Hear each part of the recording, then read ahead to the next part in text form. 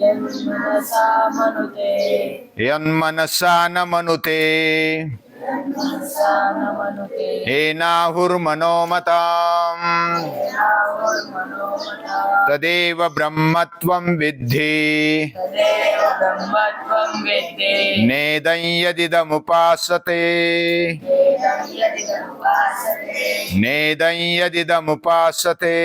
वेदं यदिदमुपासते। अब तक के मंत्रों में कुछ प्रश्न पूछे गए, उसकी तरफ जाने का रास्ता क्या है ये भी समझाने का प्रयास ऋषि कर रहे हैं। अभी समझाते वक्त वे क्या करते हैं, वे अपने अंत प्रेरणा को जगाने का प्रयास कर रहे हैं। यानी दूसरों के दिखाने से, दूसरों के बताने से, दूसरों के मार्गदर्शन से हम वहां तक नहीं पहुंच सकते। इवन हमारा शरीर हो, इंद्रिय हो, वह भी उधर नहीं पहुंच सकता। वाणी भी नहीं पहुंच सकती, मन भी नहीं पहुंच सकता। वाणी जिसका वर्णन नहीं कर सकती, लेकिन वाणी जिसके कारण उच्चारी जाती है, वह वो शक्ति है। अभी मन के बारे में बताया। मन जिसका मनन नहीं कर सकता, जिसका विचार भी नहीं कर सकता, लेकिन विचार करने की शक्ति, मनन करने की शक्ति जिसके कारण है, वह वो है। अभी एक बार क्या हुआ, एक उम्र बढ़ने के बाद एक व्यक्ति ने सोचा कि मुझे अभी तक भगवान के दर्शन नहीं हुए। तो कोई बोले कि बद्रीनाथ जाओ, केदारनाथ जाओ, रामेश्वर जाओ, तीर्थ यात्रा करो, भगवान के दर्शन होंगे। वो उधर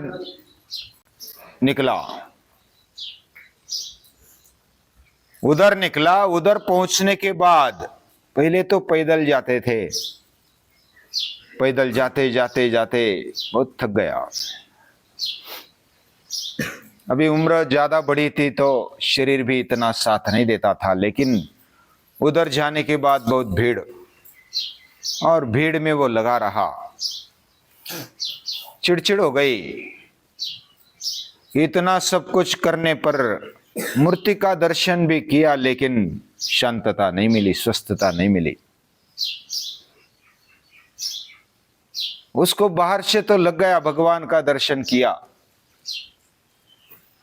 लेकिन अस्वस्थता गई नहीं,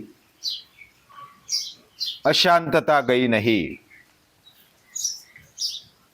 डर गया नहीं, चिड़चिड़ होती रही, विकार नहीं गए। भगवान के दर्शन होने पर भी ऐसी स्थिति, उसको लगा कि कुछ खामी रह जाती है। एक साधु महाराज के वहां जाता है कि मैं इतना दूर आया भगवान के दर्शन के लिए, लेकिन भगवान का दर्शन हुआ नहीं। तो साधु महाराज वो अभ्यासु थे, साक्षात्कारी थे। उन्होंने कहा कि तू जिस पैर से चल के आया, जिस शक्ति के कारण तेरे पैर चले, तेरी वाणी चली, तुझे सुनने की शक्ति मिल रही है। भगवान केदारनाथ में है, रामेश्वर में है, और क्या घर में नहीं है? क्या रास्ते में नहीं है? क्या हमारे अंदर नहीं है? गीता समझाती है, गीता माता क्या समझाती है? सर्वस्य चाहम हृदय सन्निविष्टः, सभी के हृदय में मैं रहता हूं। सभी के हृदय में मेरा स्थान है, मेरा पता है, मेरा एड्रेस है। हम बाहर तो ढूंढते हैं भगवान को, विषयों में ढूंढते हैं, पदार्थों में ढूंढते हैं, किसी व्यक्ति में ढूंढते हैं, मूर्ति में ढूंढते हैं, बहुत जगह पर ढूंढते हैं, लेकिन मिलता नहीं, और वो मिलने वाला भी नहीं। ये कोई प्राप्त करने की वस्तु नहीं है। ब्रह्म या तो ईश्वर, ये प्रयत्न करने पर प्राप्त होगा, या तो कुछ दान करने से प्राप्त होगा, तीर्थ यात्रा करने से प्राप्त होगा, यज्ञ करने से प्राप्त होगा। ऐसी बात नहीं है। वो प्राप्त करने की वस्तु ही नहीं है, विषय ही नहीं है। हम ऐसा सोचते हैं कि मूर्ति पूजा करेंगे तो भगवान प्राप्त होगा, भगवान के दर्शन करेंगे, मूर्ति के दर्शन करेंगे तो भगवान मिलेगा। ये विषय ही नहीं है। जो प्राप्त किया जाता है वो दूसरा होता है। जो प्राप्त किया जाता है, मुझे अमुक अमुक प्राप्त हुआ, वह मैं नहीं हूं, दूसरा है। ये बात तो पक्की समझो। और जो दूसरा हो गया वो भगवान कहाँ रहा? वो ईश्वर नहीं रहा, वो ब्रह्म नहीं रहा। ब्रह्म तो व्यापक है, वो व्याप्त है, आकाश जैसा है, प्रकाश जैसा है। वह इलेक्ट्रिसिटी जैसा है, वो दिखता नहीं। व्यापक होने के कारण वो अपने दायरे में नहीं आता। जो दायरे में आता है, जो अव्यापक है, जिसका आकार है, जिसका रूप है, रंग है, वह दिखाई देता है, वो प्राप्त होता है। उसको मर्यादा आती है। और जो मर्यादा के बाहर है, उसको देखना है, कैसे देख पाएंगे? उसको सुनना है, कैसे सुन पाएंगे? उसका विचार करना है, कैसा विचार कर पाएंगे? वो हमारे इंद्रियों के बाहर है, इंद्रियातीत है।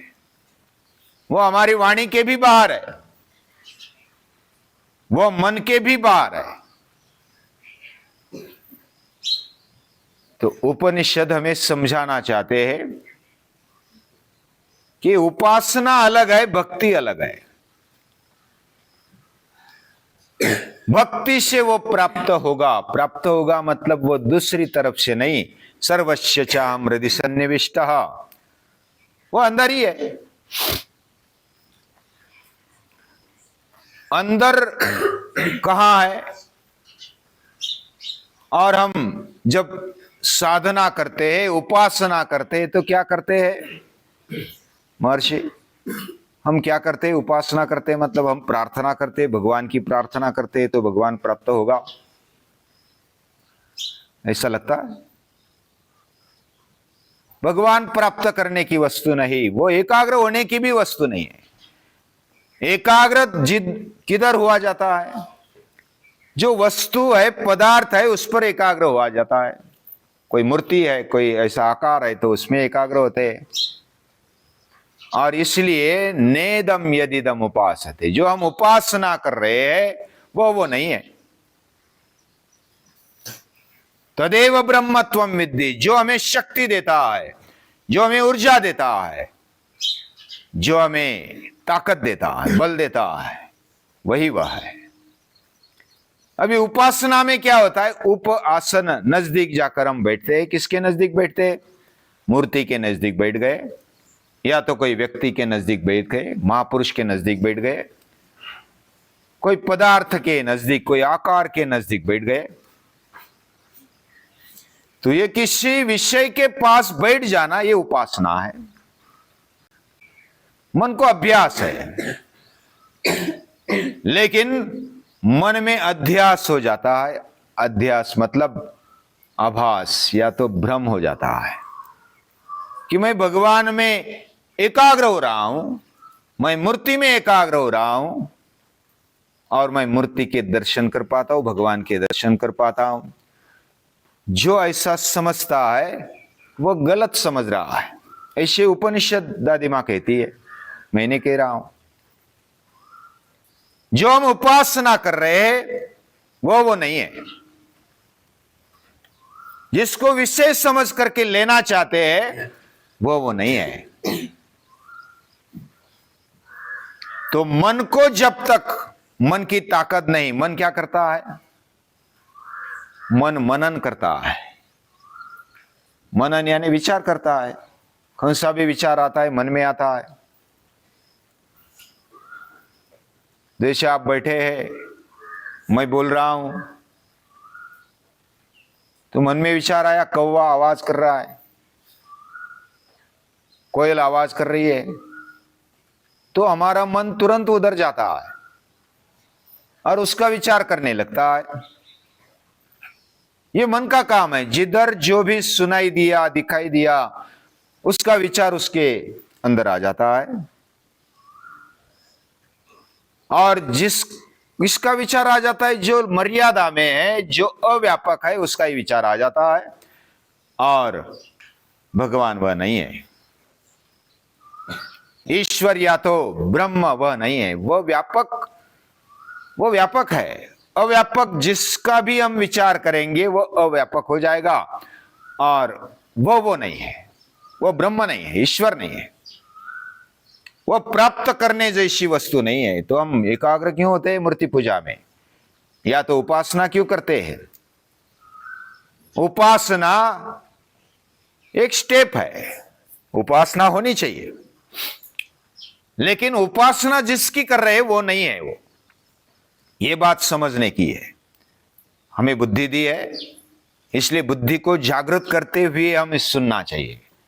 जब तक हम उसी दायरे में रहेंगे कि कोई वस्तु, पदार्थ या तो व्यक्ति हमें दर्शन करा देगा या तो उसी में दर्शन होगा, ऐसा नहीं है। वह जैसा गीता में भी कहा, अवजानन्ति मां मूढ़ा मानुषीम तनुमासितम परम भावम जानंता। जो इस भावों को निर्माण करता है, जो मन में उठने वाले जो भाव है, विचार है, वह कहां से आते हैं? किसने दिया वह शक्ति, वह बल? वो देने वाला है, वो दिखने वाला नहीं है। वह हमारे इंद्रियों के दायरे में आने वाला नहीं है। लेकिन मन की जब उपासना, हम एकाग्रता की जो भी अभ्यास है वो हम करते हैं, एकाग्रता का अभ्यास करते समय मन जो विचार करता है, जो मनन करता है, उसी का आकार ले लेता है। तो मन को एकाग्र बनाने के लिए, दैवी बनाने के लिए, ऊंचा बनाने के लिए, मन का अधिष्ठान ढूंढने के लिए ये उपासना होती है। और मन जब शुद्ध बनते जाता है, वह दैवी बनते जाता है। उसको दैवी बनाना है, शुद्ध बनाना है, उसको ऊंचा बनाना है, उसको विकारों में, विषयों में हम अटकाते। लेकिन विषय देते समय उसको ऐसा विषय दिया कि वह उसमें जब एकाग्र होने लगा तो उसके गुण उसमें आने लगे। और यह अभ्यास चलता रहा, तब मन शुद्ध होते गया। और शुद्ध मन, शुद्ध अंतःकरण, यह भगवान को अंतर्यामी दिखाने के लिए वह एक आईना बन जाता है। हमने योग दर्शन में देखा था, जब हम उपासना करते हैं, या तो गीता भी कहती है, ममैवांशो जीवलोके सर्वस्य चाहम हृदि सन्निविष्टः, मैं तेरे अंदर ही हूं, ढूंढने का काम नहीं है। इधर उधर ढूंढते, इधर जाओ, काशी जाओ, मथुरा जाओ, वृंदावन जाओ, केदारनाथ, बद्रीनाथ, रामेश्वरम, द्वारका, जगन्नाथपुरी और पूरे तीर्थ यात्रों में घूमा, लेकिन भगवान के दर्शन नहीं होते। भगवान अंदर बैठा है, सर्वस्य चाहम हृदि सन्निविष्टः। ये बात समझने की है। मन को शुद्ध बनाने के लिए उपासना है, मन को दैवी बनाने के लिए उपासना है, मन को ऊंचा बनाने के लिए उपासना है। उसको ऊंचा रखना है, उसको सही सोच बदलने के लिए एक उपनिषद है। हमारी दृष्टि बदल जाए, हमारा अंतःकरण शुद्ध हो जाए, उसकी शुद्धि ही हमारे जीवन का परम पुरुषार्थ है। संगम त्यक्त्वात्म शुद्धये कायेन मनसा बुद्धिया केवलैरिंद्रियैरपि योगिनः कर्म कुर्वन्ति संगम त्यक्त्वात्म शुद्धये।